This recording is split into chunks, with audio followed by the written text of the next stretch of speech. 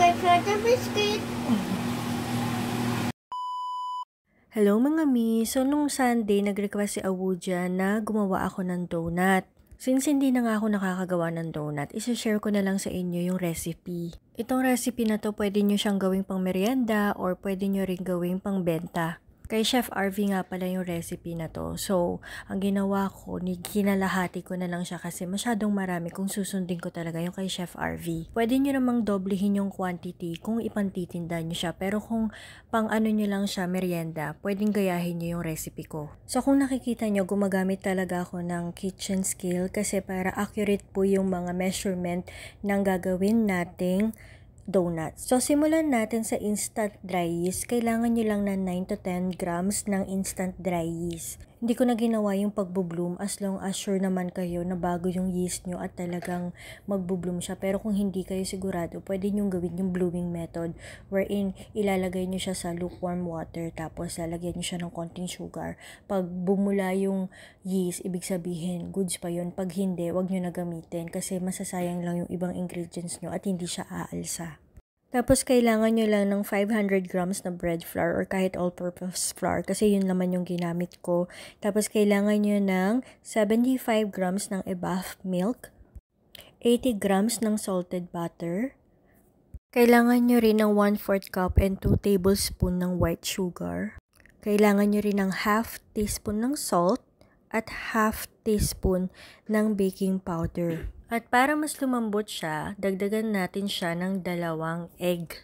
Pwede na yung medium size egg. Tapos, lagyan rin natin siya ng 100 grams na water. Tapos, pagsamasamahin nyo lang siya sa isang baking bowl. Tapos, pagsamasamahin nyo lang lahat ng ingredients. Tapos, gamitin nyo yung mixer kung may mixer kayo para mag-knead dito sa gagawin nating dough. Kung gumagamit kayo ng mixer, kailangan natin iset ng 15 minutes yung timer ng pag-knead sa dough. Kung by hand naman or manual lang, siguro 20 to 25 minutes. Hanggang ganito na yung consistency ng dough natin.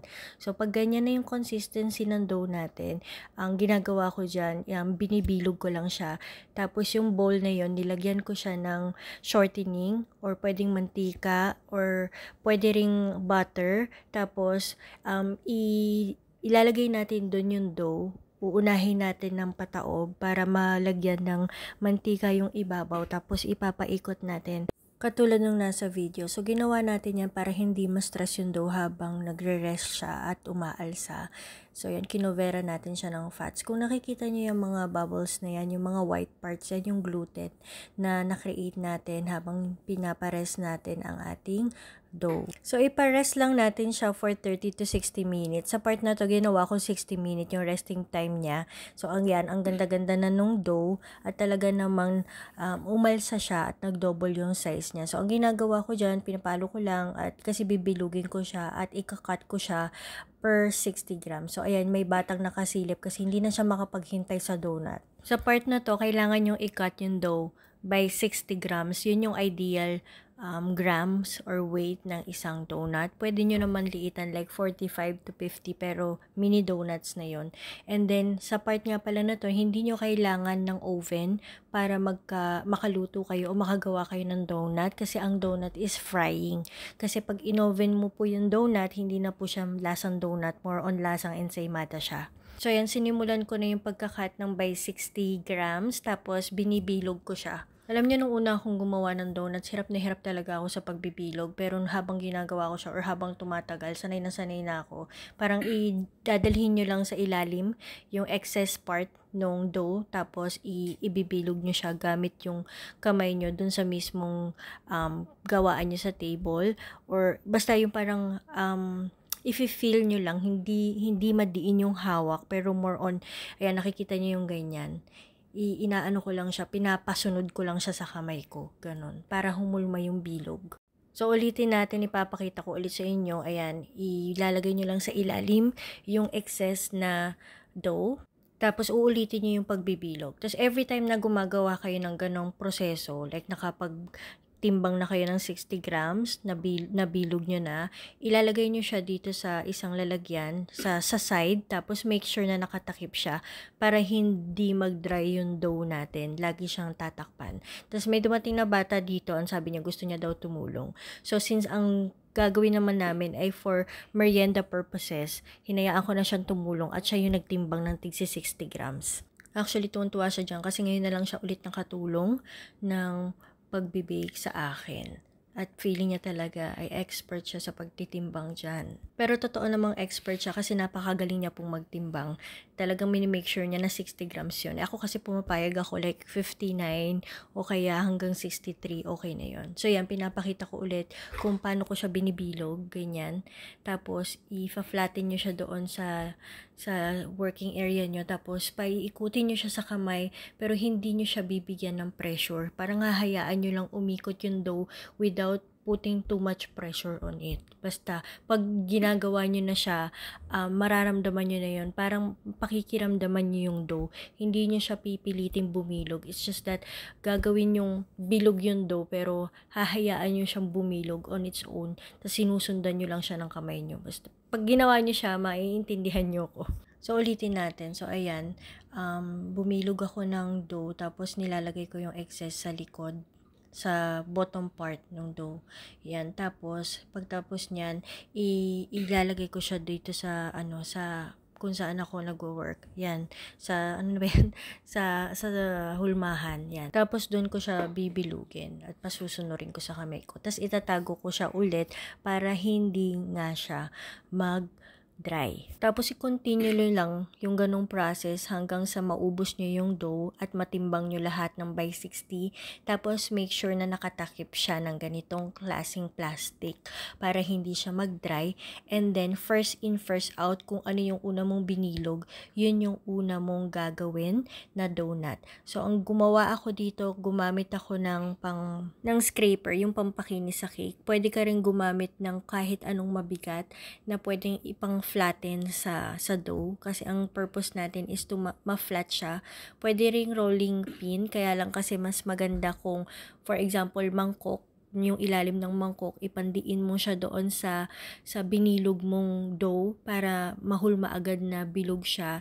Tapos yung gitna, ang ginamit ko dyan is yung piping tip ko.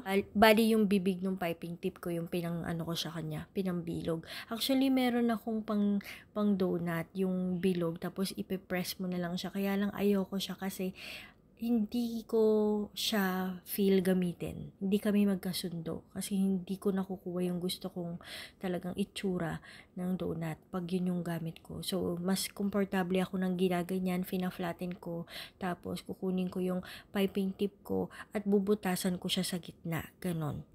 Tapos paulit-ulit lang yung proseso. Ayan, ipipress down ko lang siya ng ganyan, tapos bubutasan ko sa gitna. Again, ang ginagawa ko is first in, first out. Para kung sino yung nauna kong binilog, yun yung unang aalsa. Kasi kung uunahin ko yung iba, kasi ang inaano natin dito is masunod yung oras ng pagpapaalsa ng dough natin. So, kapag na-flatten na natin at nabutasan na natin lahat ng dough, ganito na yung itsura niya. Yung mga bilog na maliliit na yan, pwede rin natin yan iprito. Tapos, takpan lang natin ulit ng plastic. Tapos, ipaalsa natin or i-rest natin up until 1 hour. So, ayan, nakikita nyo, ang ganda na nung pagkaalsa niya. Tapos, first in, first out ulit yung pagpa-fry natin. Actually, dapat dito mainit yung mantika, pero hindi sobra. Eto, nakalimutan kong hinaan agad yung yung mantika, yung apoy.